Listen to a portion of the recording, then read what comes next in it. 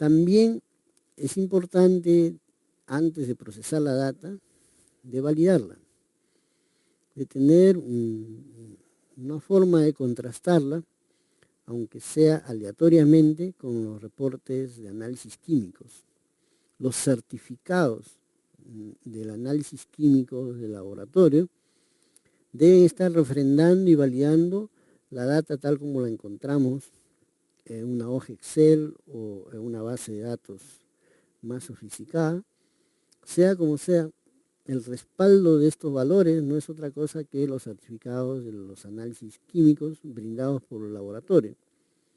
Puede ser en físico o en digital, preferiblemente en físico. Uno tiene que tener la posibilidad de hacer una inspección de repente aleatoria de estos datos y debemos encontrar la misma información que existe en el certificado en nuestra data que vamos a procesar.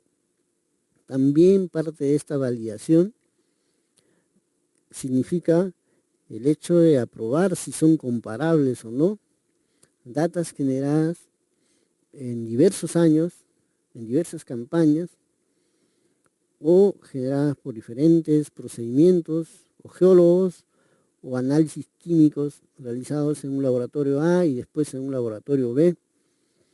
Todo eso es lo que comprende la validación de la data.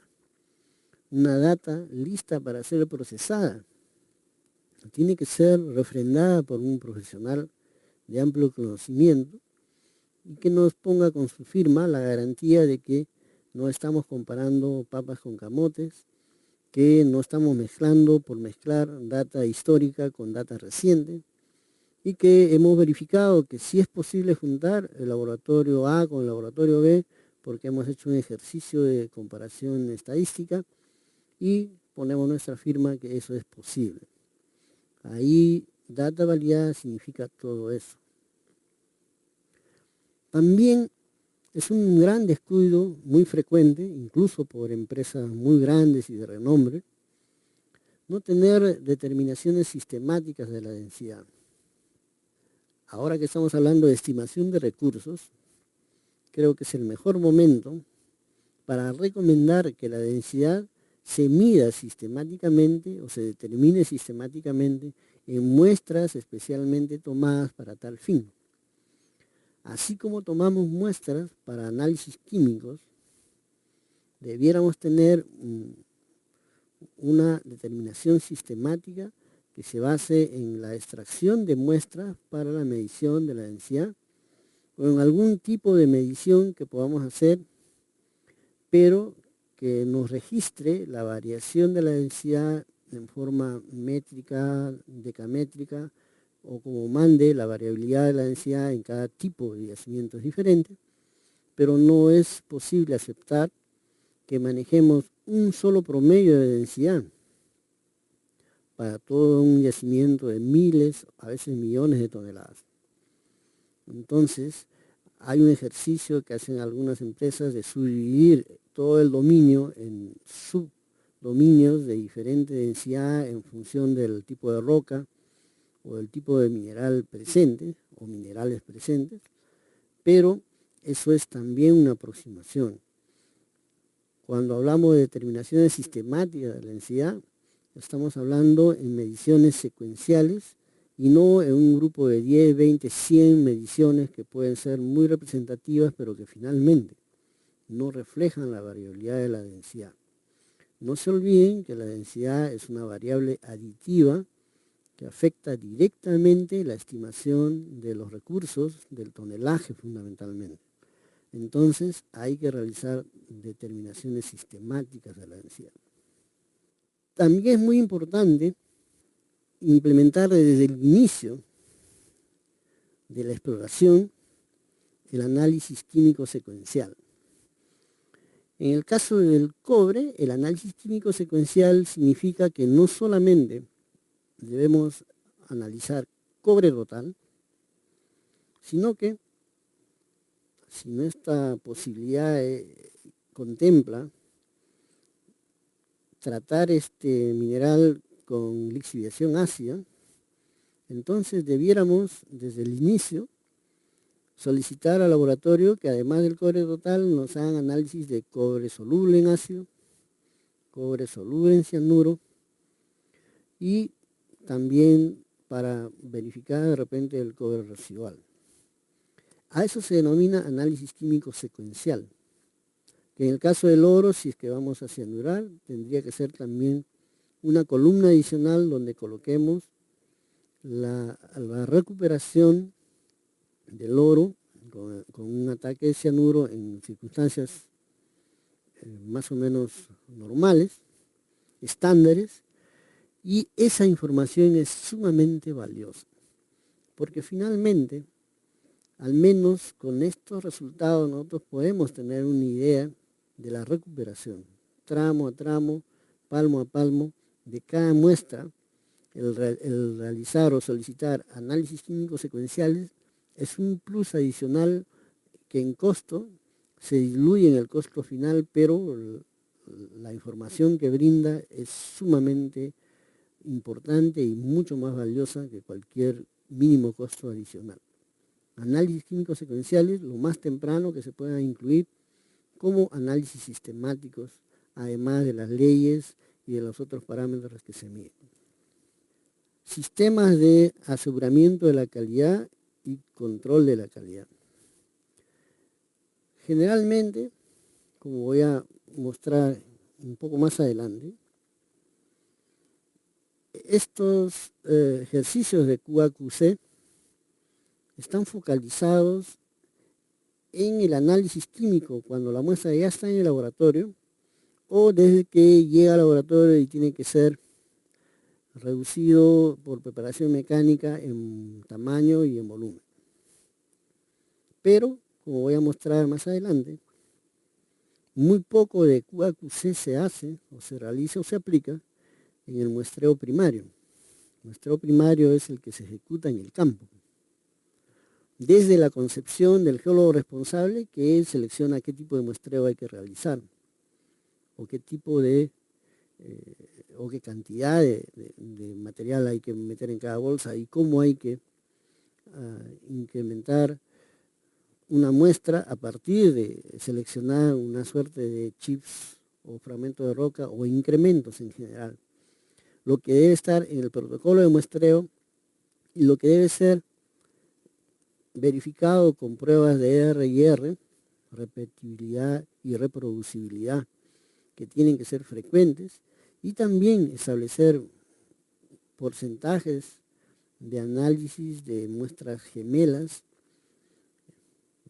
para el ejercicio propio del muestreo primario y todos los cuidados que debe tener la muestra en su manipulación, traslado, corte, reducción, fragmentación, etcétera, que es justamente lo que también se define como cadena de seguridad del muestreo.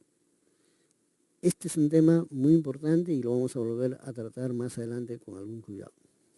Veamos cómo podemos clasificar los recursos y las reservas. En esta clasificación tenemos que comenzar con los resultados de prospección y exploración, porque ya los códigos exigen que también haya ciertas normas que tengamos que respetar para publicar estos resultados. Entonces, vamos a tener un diagrama en el cual el conocimiento geológico va a ser una variable que va a ir en aumento en dirección de arriba hacia abajo, como lo está indicando la flecha azul que está en el lado izquierdo. Y cuando estemos avanzando en esta explicación, abajo va a aparecer otra secuencia que va a ir gradando de izquierda a derecha, pero para el caso del resultado de prospección y exploración, solo necesitamos un buen conocimiento geológico. Tiene que haber un buen mapeo, tiene que haber una buena interpretación estructural, y tiene que haber un conocimiento cabal de la litología, los tipos de alteración, etcétera, que van a servir de marco y de sustento y de gran ayuda al momento de interpretar los análisis químicos, que es el resultado del muestreo sistemático, de los talados de exploración, que de repente nos definen interceptos, tramos métricos o decamétricos a los que se le asigna una ley media, que es lo que generalmente se publica como resultados o en los reportes de prospección y exploración. El siguiente escalón en la clasificación vienen a ser los recursos. Estos recursos comienzan siendo primero inferidos. Aquí ya se tiene un mayor conocimiento geológico comparado con el que se tiene que manejar en el caso de la prospección y exploración, y es exigencia de que sea así para poder calificar recursos inferidos. No es posible basar esta estimación de recursos en un par de taladros. Tendríamos que tener una mayor cantidad de taladros, sí, cubriendo adecuadamente una zona y, por supuesto, siempre respaldado de un conocimiento geológico, estructural, litológico, de alteraciones, mineralógico, etc. Para poder seguir escalando en esta clasificación, necesitamos más información geológica. Significa que debemos tener un mayor número de taladros y estaríamos gradando de recursos inferidos a recursos indicados. Los criterios para pasar de inferidos a indicados los maneja cada geólogo y los tiene que compatibilizar con la persona calificada o la persona competente, o la persona competente debe estar supervisando en qué momento nosotros calificamos recursos indicados o cuando nos quedamos como recursos inferidos. Nuevamente les recuerdo que los códigos nos dan solamente lineamientos, no nos dicen cómo o cuáles son los parámetros exactos para definir un recurso inferido o indicado, solamente nos dan estas pautas y las personas competentes o personas calificadas son las que finalmente deciden en qué momento podemos clasificar recursos indicados y en qué momento nos quedamos como inferidos. O de repente no nos alcanza sino como para publicar resultados de prospección o exploración. Tengan en cuenta que conforme aumenta el conocimiento geológico, que es el crecimiento de esta flecha azul vertical que está creciendo hacia abajo, también ocurre que tenemos mucho más confianza. Mayor conocimiento geológico, mayor confianza, más número de taladros, por ejemplo. Ya tenemos quizás también el respaldo de exploración geofísica con cierta profundidad, o tenemos una densidad de muestreo adecuada, o la separación entre taladros es la indicada, lo cual nos debe dar más confianza y minimizar los riesgos asociados a este escalamiento de recursos. El siguiente escalón dentro todavía del tipo clasificado como recursos vienen a ser los recursos medidos. Los recursos medidos son realmente la meta, el derrotero final de todo ejercicio de prospección, de exploración, ¿no? Es lo que todos aspiramos a calificar. Nosotros debemos trabajar duro con la esperanza de llegar en algún momento a medir recursos o a calificar recursos medidos. Significa que ya tenemos todo el conocimiento geológico suficiente que nos da toda la confianza y que nos asegura un mínimo riesgo, y que por ende lo que hemos atravesado con nuestras perforaciones debidamente procesadas, debidamente correlacionadas, nos están dando cierta seguridad y nos está dando la confianza como para decir: aquí, cuando venga la operación minera, va a encontrar lo que nosotros estamos midiendo o lo que nosotros estamos clasificando como recursos medidos. Sin embargo, ahora empieza a funcionar el otro criterio, que son las condiciones de entorno. Las condiciones de entorno en los códigos internacionales se denominan factores modificantes, que es lo que ustedes están viendo en la parte inferior.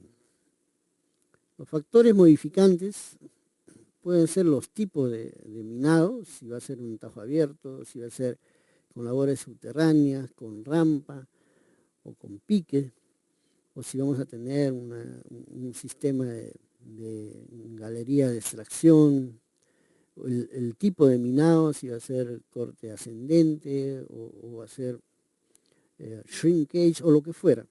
Esos son los factores modificantes. Otro factor modificante es, por ejemplo, la cobertura.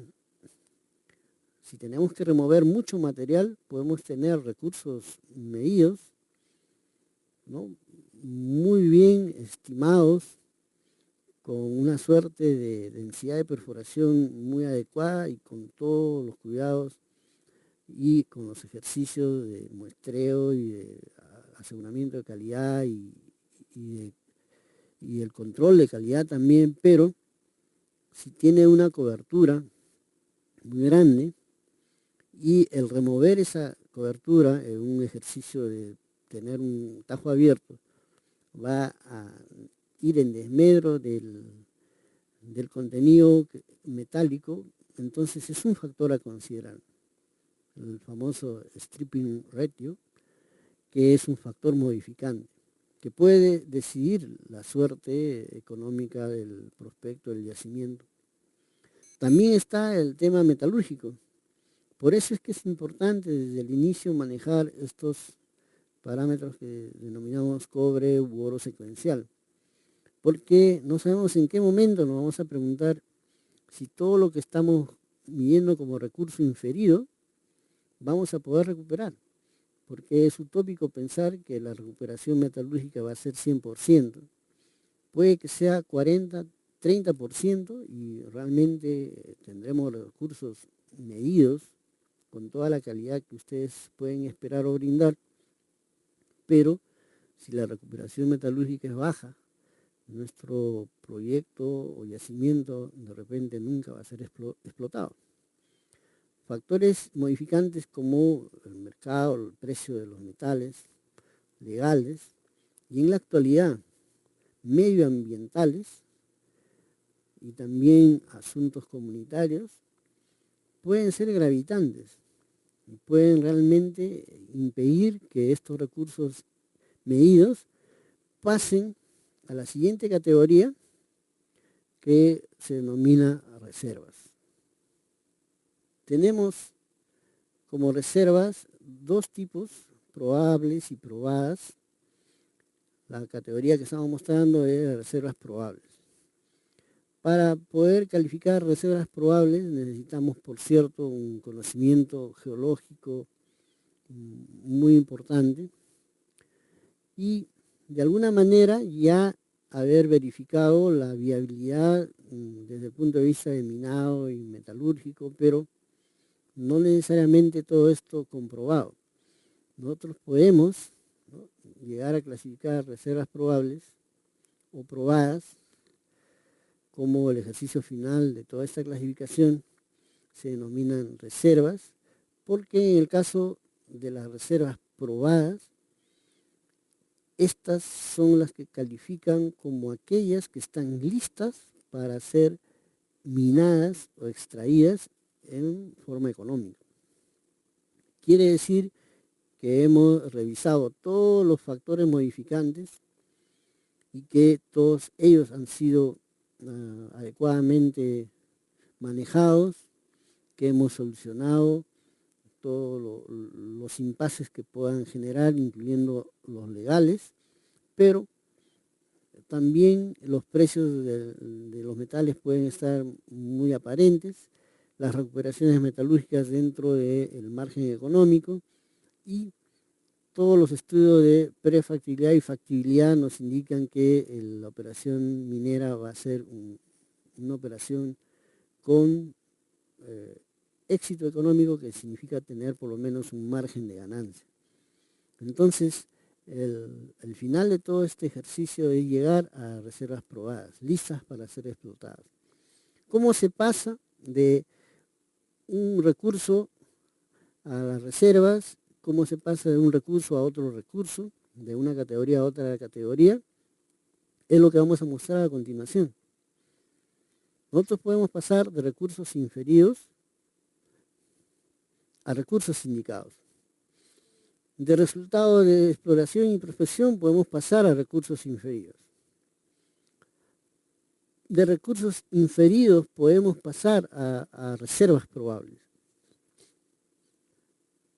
Y también, si nosotros calificamos recursos medidos, podemos, de alguna manera, si es que hay un cambio entre los factores de entorno, como puede ser bajan los precios, o hay un impedimento legal, o no tenemos los permisos, o las comunidades no nos dan el visto bueno para algunas instalaciones críticas de la operación minera, seguramente de medidos vamos a pasar a reservas probables.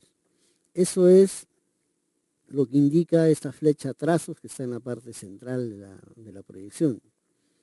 Pero lo más común es que nosotros, una vez que hemos llegado a recursos medidos, y como lo dije es la meta final en lo que se refiere a la exploración y realizando el relleno o perforación de relleno que nos indica, digamos, el especialista de recursos, podemos calificar recursos medidos y finalmente, si revisamos uno a uno los factores modificantes y estos no van en desmedro importante de la gestión económica del yacimiento, de recursos medidos podemos pasar a reservas probadas, que es el objetivo final de toda esta clasificación.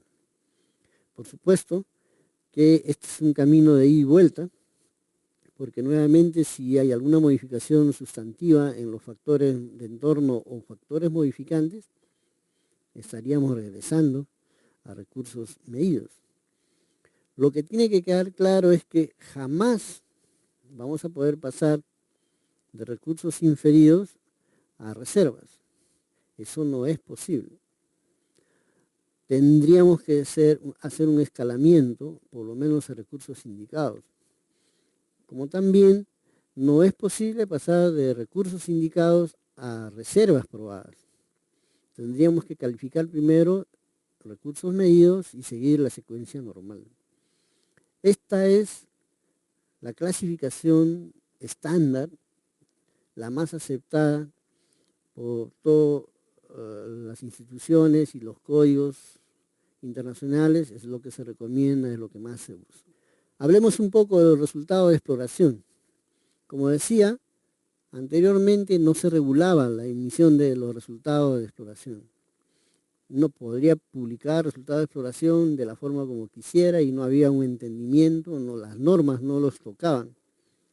Sin embargo, en el Código York, a partir del año 2004, la publicación de estos resultados debe seguir la misma filosofía que se aplica a la presentación de recursos y de reservas.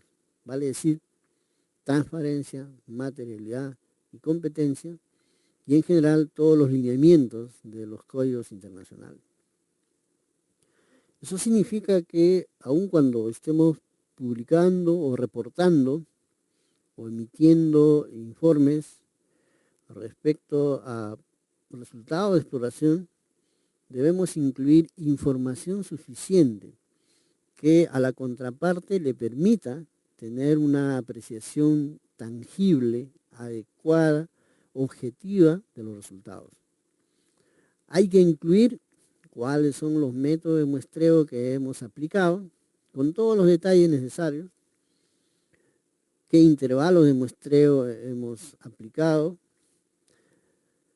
Tenemos que tener un plano de ubicación de muestras o dar las coordenadas de ubicación de las muestras. Los resultados analíticos tienen que estar validados.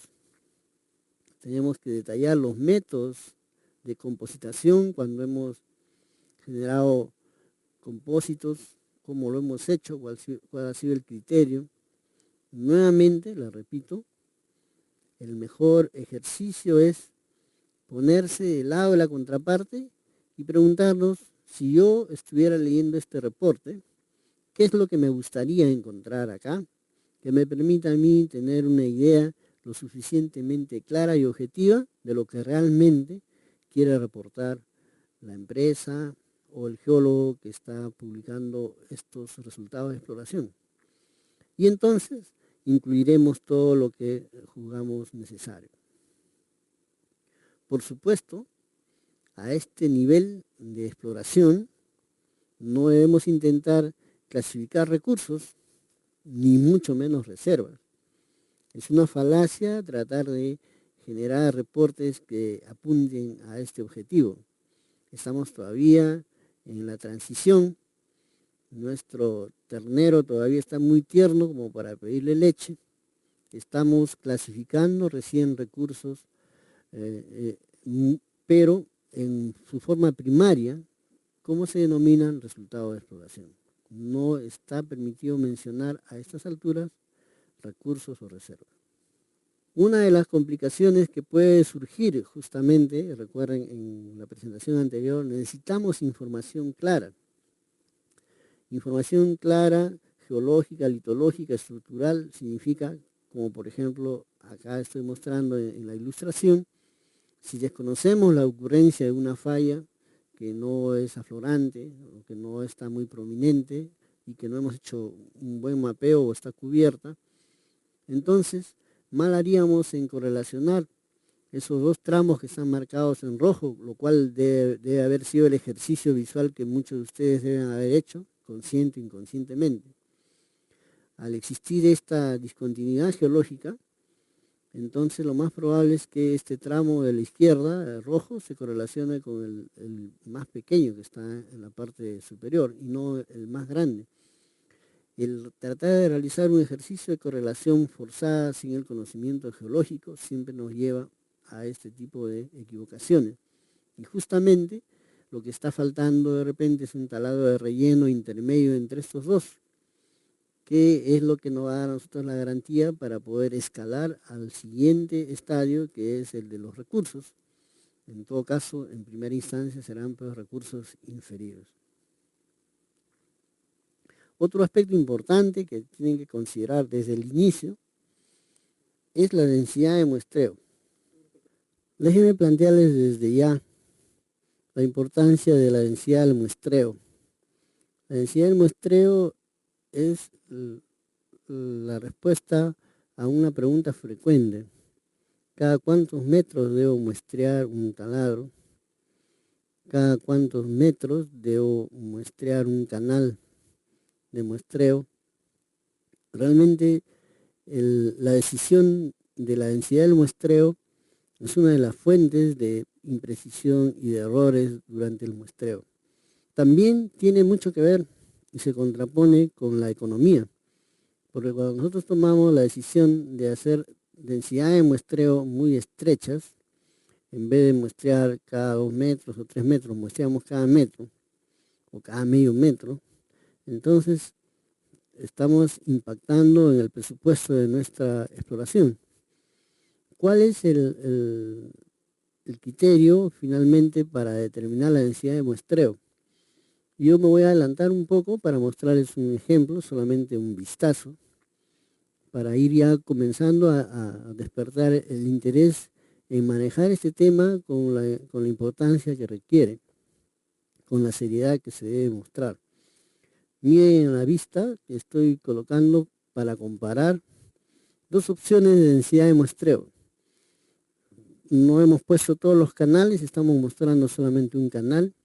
Ahí están las coordenadas de ubicación de las muestras a lo largo del canal. El primer caso, que está mostrando la ubicación de las muestras en la esquina superior izquierda, estamos observando una densidad de muestreo de 2.5 metros entre muestra y muestra. El canal tiene una traza idéntica a la que estamos mostrando en la parte inferior. La diferencia es que en la parte inferior el muestreo es solamente cada 5 metros. En realidad, en el campo, el geólogo responsable tomó la decisión de muestrear cada 2,50 metros. Y lo que yo quiero mostrar solamente es que en esta comparación, usando el variograma, la función variograma, Ustedes la pueden comparar visualmente, es un gráfico que nos muestra prácticamente lo mismo en los dos casos, ya sea que hayamos muestreado cada 5 metros o cada 2,50 metros. Los parámetros que figuran en la parte inferior, que vamos a explicar en el módulo 2, también son casi idénticos. Este es un ejemplo del libro, donde ustedes ven que el C sub 0 es igual en los dos casos. Están viendo que el alcance en uno caso de la sub 0 es 20, en el otro caso es 19, etc. Los parámetros gráficos que se ven y también los digitales nos indican que da lo mismo muestrear cada 5 metros que cada 2,50 metros. En realidad, la densidad de muestreo es un tema que vamos a tratar con un poco de más tiempo en el segundo módulo, pero es parte de esta presentación porque de ello dependerá si nosotros recogemos la información adecuada y esta la trasladamos luego a un reporte. Entonces, los códigos no nos dicen que usemos variogramas o que usemos geoestadística, pero al final vamos a tener que utilizar las mejores herramientas, lo mejor que contemos a nuestra disposición para poder evaluar lo mejor posible una campaña de exploración, que este es el caso. Y uno de los factores determinantes es la densidad de muestreo.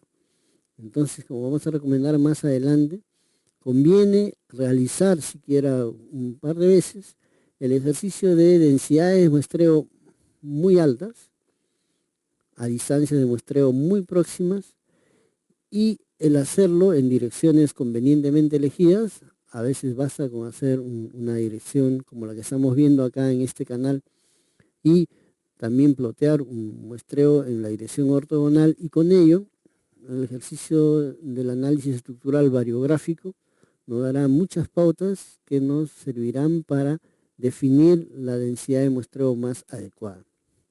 Eso lo vamos a ver más adelante.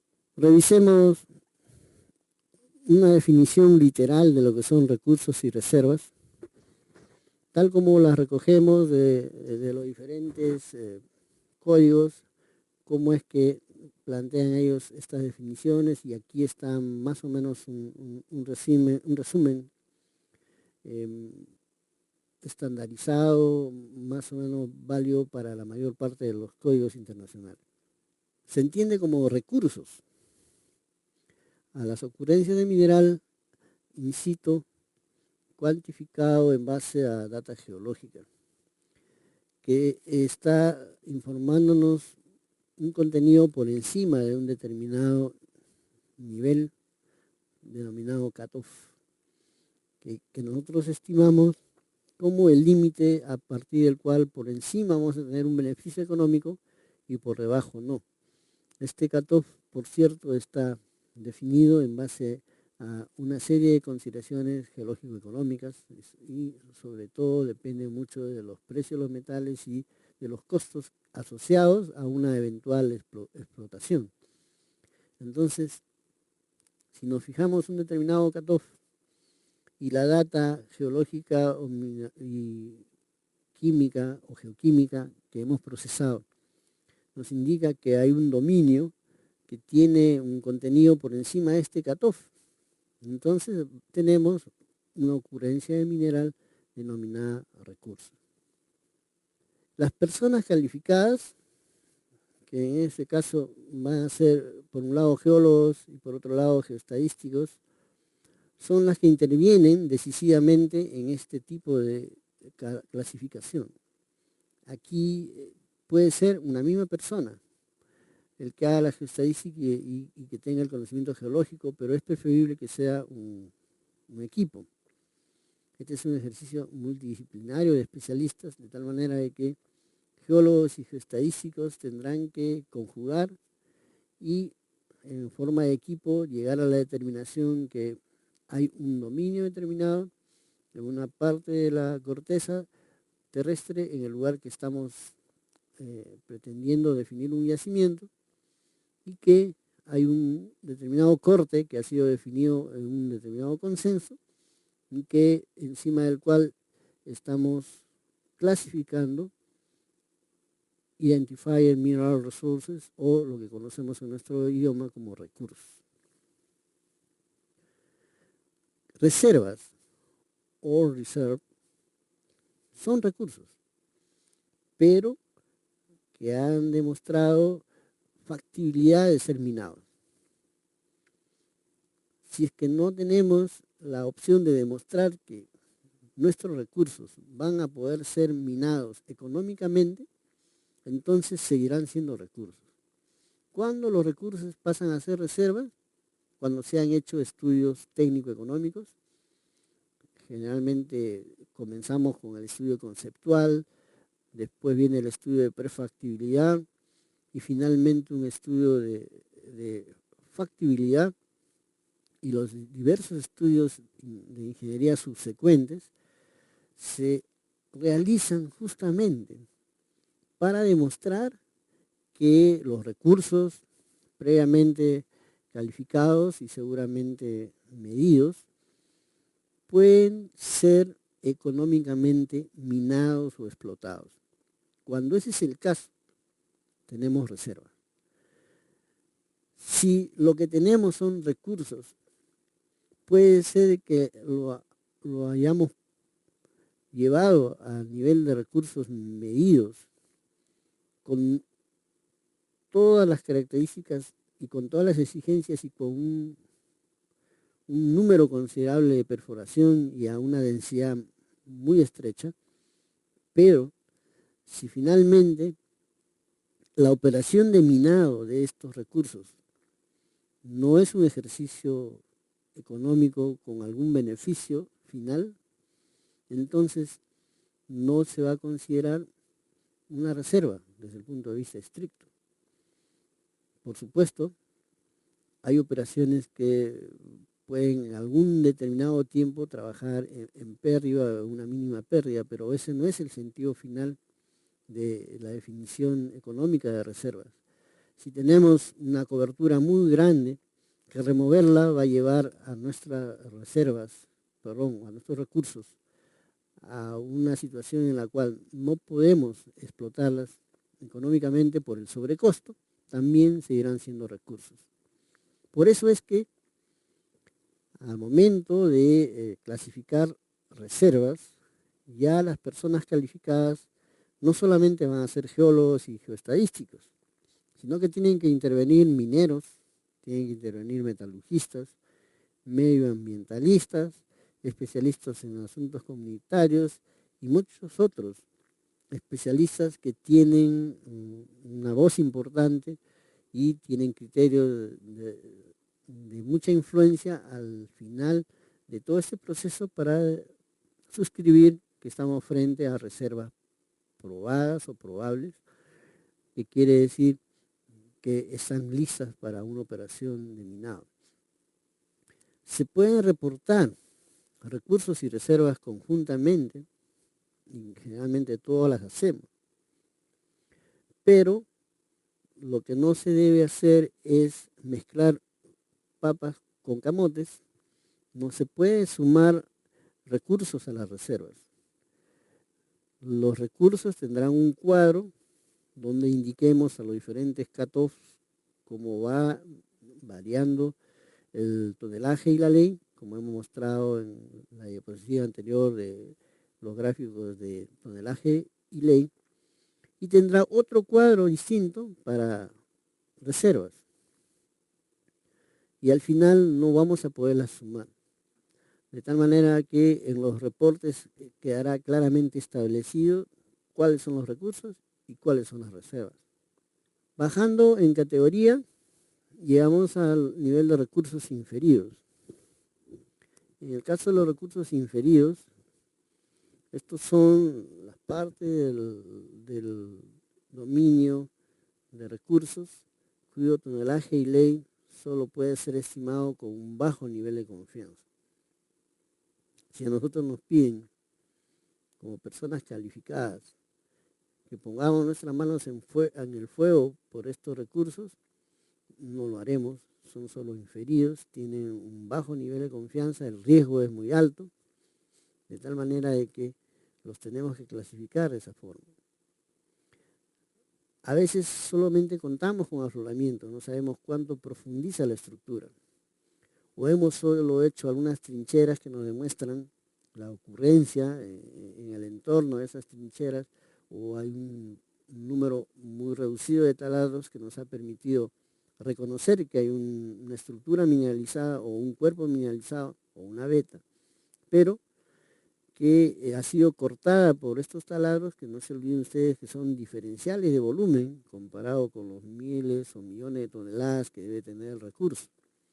De tal manera de que el establecer la continuidad de la mineralización va a requerir siempre no solamente de más taladros convenientemente ubicados, sino también de una información geológica de respaldo que tiene que indicarnos la variabilidad de la litología, de las alteraciones, de los controles mineralógicos y también de la variación estructural de la mineralización. De tal manera de que muchas de estas ocurrencias minerales en las cuales nosotros solamente podemos asumir conceptualmente, pero no verificar ni demostrar la ocurrencia tangible de un recurso en el subsuelo, tendrán que caer necesariamente solo en la categoría de recursos inferidos. No se olviden que si el nivel de confianza y de conocimiento es aún más bajo de lo que estamos planteando, incluso no será posible ni siquiera establecer recursos inferidos, sino tendríamos que movernos a reportar resultados de exploración. Entonces, todo está en función del conocimiento y de la información tangible que podamos tener de los recursos para ir moviéndonos de una categoría a la otra. Cuando queremos clasificar recursos indicados, ya se supone que tenemos un conocimiento más definido, más tangible del tonelaje, de la variación de las densidades, de la morfología de la mineralización, de sus características físicas, estructurales. Sabemos que hay un contenido metálico que es expresado en las leyes de los elementos económicos y conocemos más o menos bien cuál es la distribución de estas leyes, cuál es su patrón de distribución, su ubicación en el espacio, de tal manera de que hay un cierto nivel de confiabilidad en todo este conocimiento. Todo esto generalmente basado en muestreos de taladro de perforación o también en labores de minado, como galerías, piques, chimeneas, qué sé yo, que nos permiten un nivel de conocimiento. Pero cuando estamos hablando de recursos indicados, este nivel de confiabilidad es moderado, debido a que seguramente todavía no tenemos la densidad de perforación adecuada.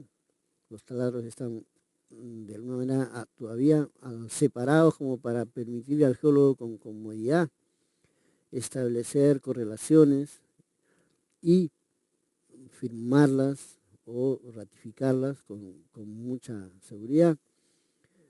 También puede ser que los tramos de muestreo que hemos hecho en un ejercicio de trincheras, por ejemplo, no están lo suficientemente próximos, o los tramos de interceptos entre taladros y taladros que queremos correlacionar tienen distancias muy separadas que a nuestro criterio pueden asumir una correlación, pero que todavía hay una continuidad que la tenemos en cierta duda.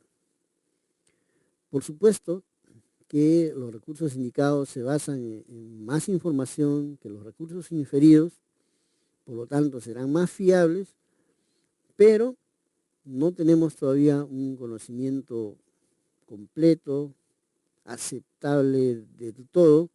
Por eso es que la clasificación de recursos indicados es una clasificación intermedia entre los inferidos y los recursos medidos. Cuando hablamos de recursos medidos, ya estamos en el más alto nivel de confiabilidad. Nos hemos gastado un presupuesto y hemos trabajado muchos meses o de repente años en un prospecto, generalmente son años, para llegar a un conocimiento muy alto que nos da un cierto nivel de confiabilidad. Tanto el tonelaje como la densidad, todas las características físicas, las leyes, las vicisitudes estructurales que están en el entorno de la zona mineralizada han sido ya conocidos y verificados por la exploración, que tiene que haber sido muy detallada. Estamos entonces en el tope máximo de reconocimiento, en el tope máximo de confiabilidad y hemos tenido ya la revisión de todos los factores más críticos y hemos atendido todas las fuentes de inseguridad y de no confiabilidad que pueden estar amenazando una buena estimación. Los interceptos que hemos definido y que hemos verificado con taladros de perforación están lo suficientemente próximos como para confirmar una continuidad, la misma que debe estar respaldada por nuestra información geológica, que también tiene que tener un grado ya mucho mayor de conocimiento. Entonces, definimos recursos medidos, que es la aspiración final de todo proyecto de exploración. Lo definimos con una firme comprensión de la geología, de los controles de mineralización y suponiendo que ya hemos revisado todos los factores críticos que podrían afectar la confiabilidad de esta estimación. Entonces, ya llegamos al objetivo final de medir recursos o de definir los recursos medidos. Debiéramos repasar cuáles son aquellos términos inapropiados a estas alturas, porque en los códigos internacionales nos piden ser claros, nos piden ser objetivos y en la definición o en el uso de términos para definir recursos tenemos que manejarnos con un lenguaje apropiado.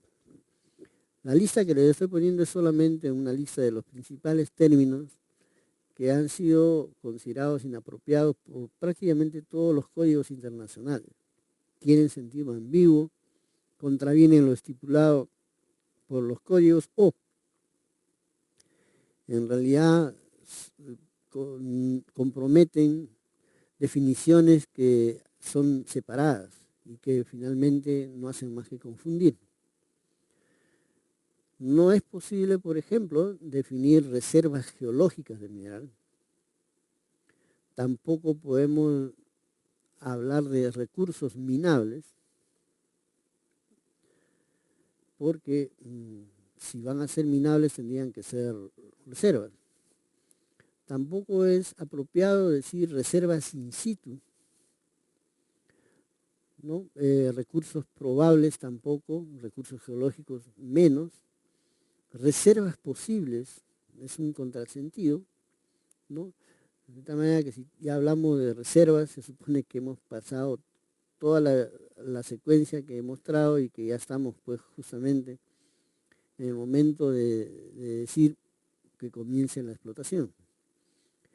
Estos y muchos otros términos menos frecuentes deben ser eliminados del vocablo y de los reportes o los informes si es que estamos alineándonos con los códigos internacionales. Hemos indicado cómo tenemos la definición de reservas probables en la secuencia anterior. Acá lo estamos definiendo. Es la parte económicamente minable de los recursos indicados. En algunos casos, de los recursos medidos. Es por eso que están indicadas las flechas ahí. Es muy cómodo y muy secuencial, la secuencia natural, diría yo, de pasar de recursos indicados a recursos probables. Solamente tienen que haber una variación de los factores de entorno.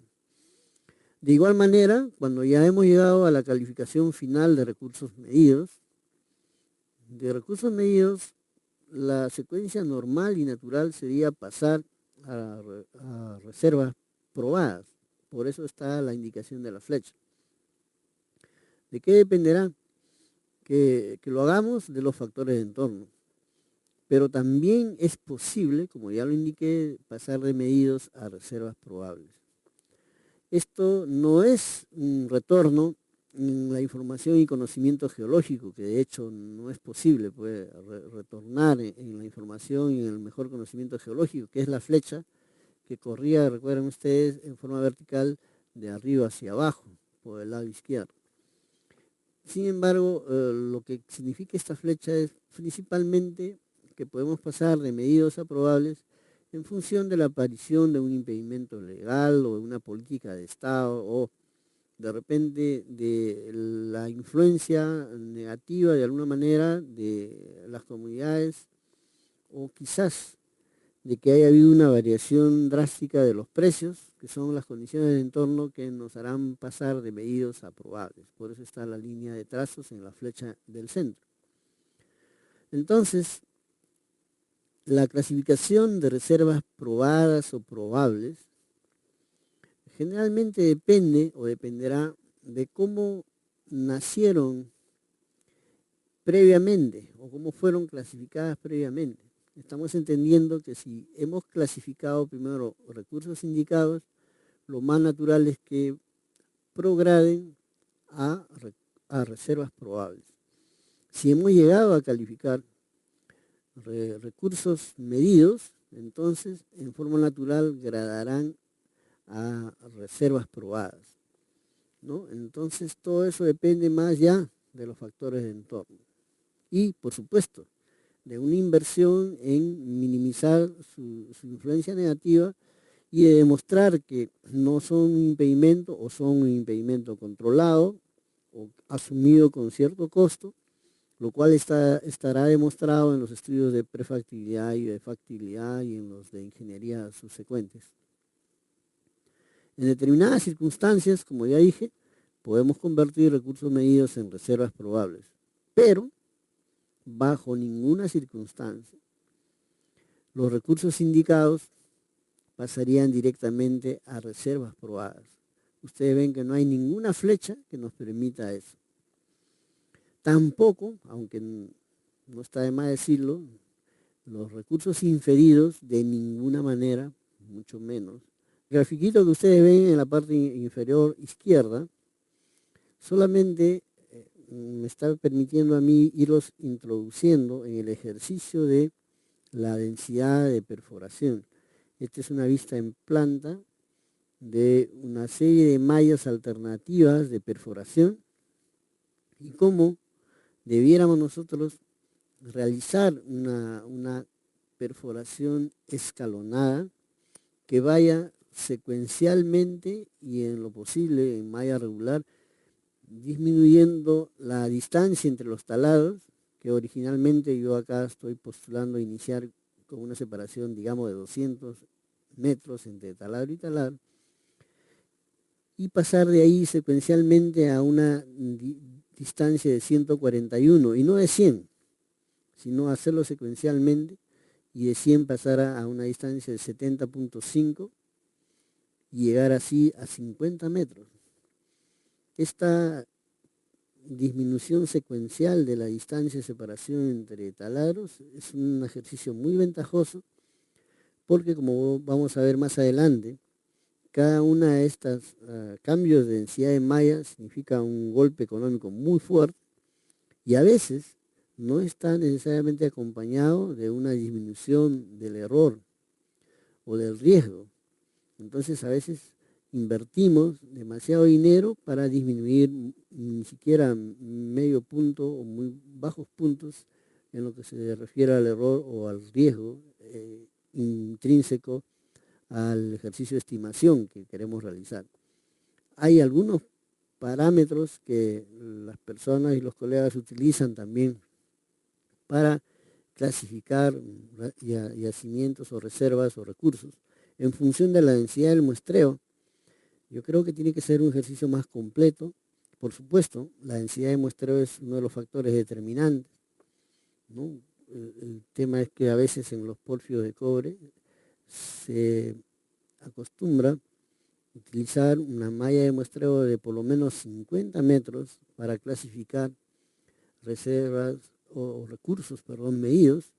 Sin embargo, esto dependerá de la propia variabilidad de las leyes y de las otras variables importantes o que influencian en un porfio para poder tomar una decisión así.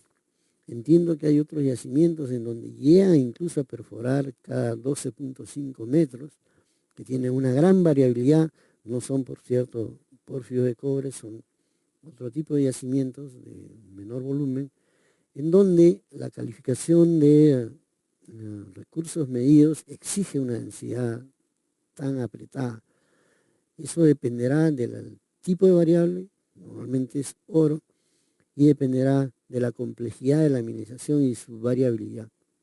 Reservas probadas es la categoría más alta, es la parte económicamente minable de los recursos medidos. Aquí tenemos que exigir el más alto grado de confianza en la estimación de las reservas. La definición más simple es pensar en aquellos recursos medidos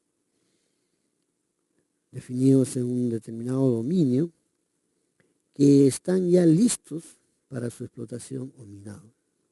Si todavía no hemos eliminado la sobrecarga o el material estéril que está cubriendo las reservas medidas, entonces los recursos medidos, no podrán ser considerados como reservas.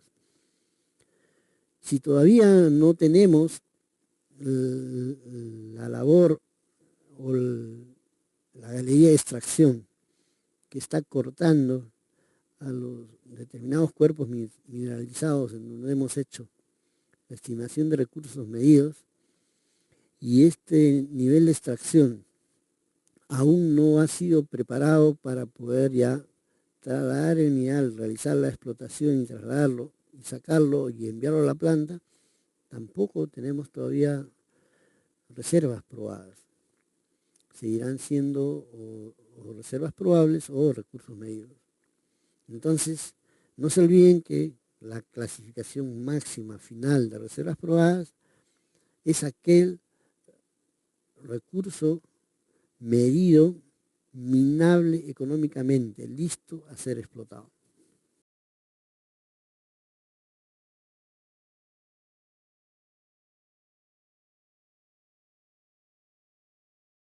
Ahora vamos a